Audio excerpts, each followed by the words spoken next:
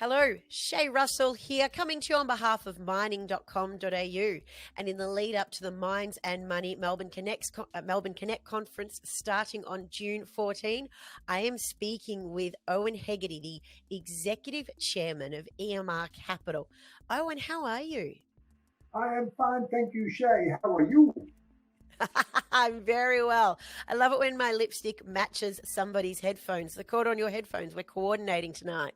Now, Owen, it's fabulous to have you on. I always love to chew the fat with all people in the mining industry. But in the lead up to the Mines and Money conference coming next week, there's a couple of topics that I wanted to drill down on, and I believe that these are answers that the industry is looking for. So hopefully you can share some insight. It's unlikely, but I'll give it my best shot.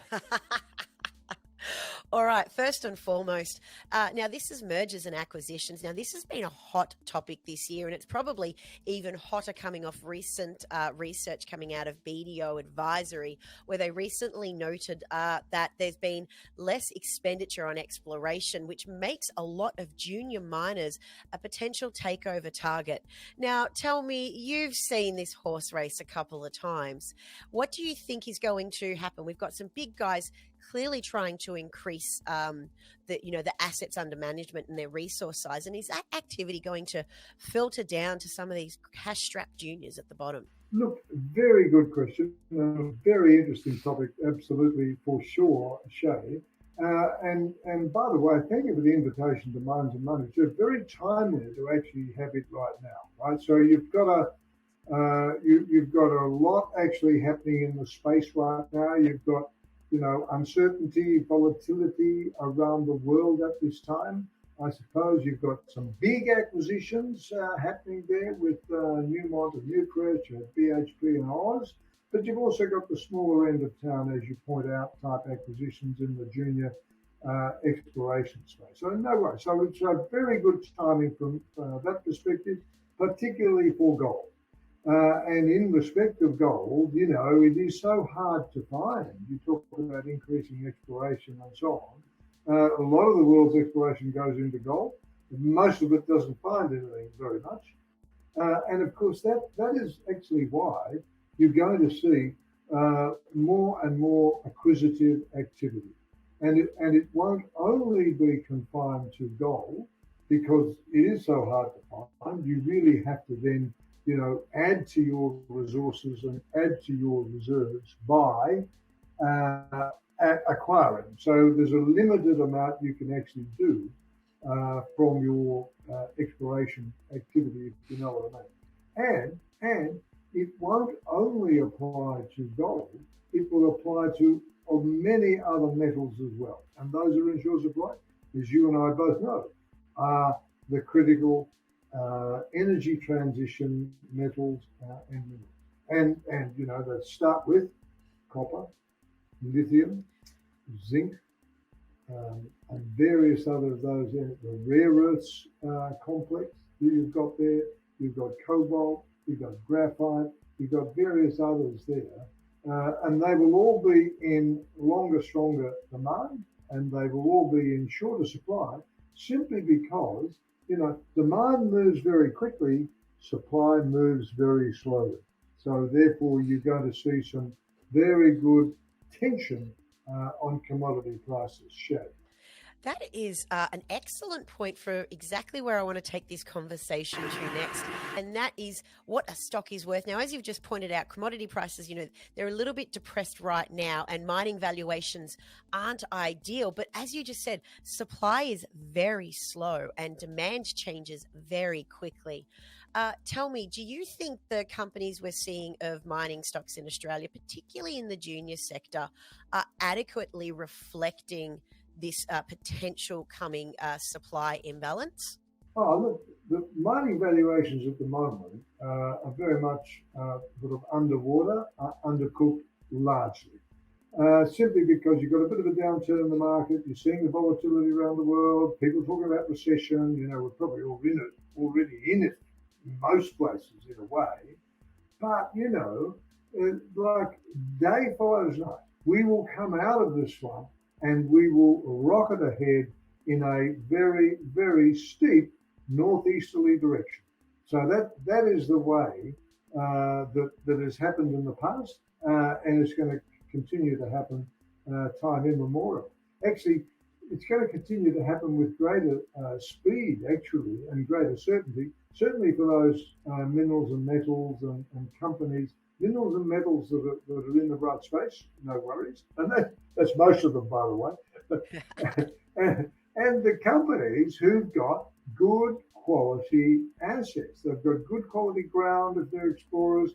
They've got good quality resources and reserves if they're, on development.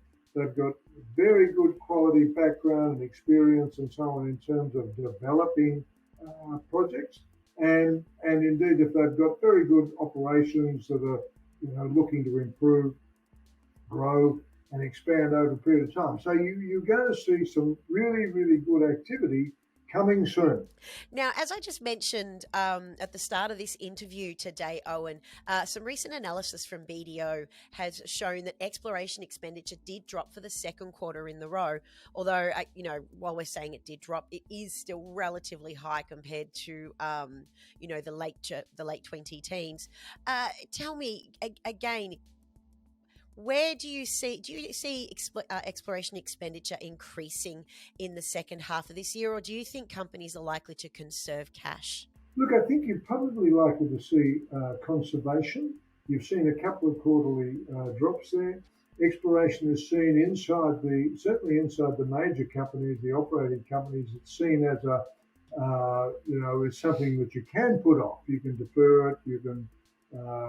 It's discretionary capital, if you like. Put it off to next year. Do this, do that. The juniors at the same time, finding it a little bit harder to actually access capital at this time because the market's just that little bit wobbly is not the right word, but they're just a little bit constrained. Interest rates going up, people sitting on their money, people closing their purses around the world, type of thing. So there's a fair bit of that going on. So you would expect exploration expenditure to level and perhaps come down before it starts to take off again. And take off it will.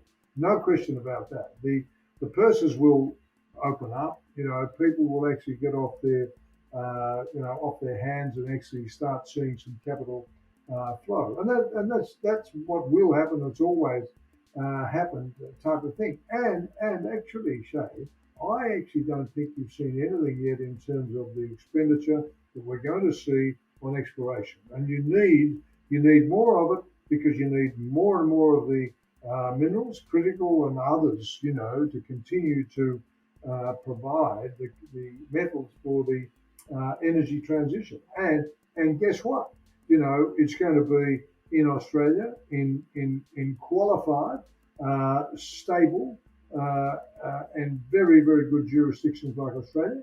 And not only that, you're going to see a lot of Aussies and various other experienced people in mining around the world in demand. Now we come to my favourite portion of these interviews, and that is the 60 seconds or less question.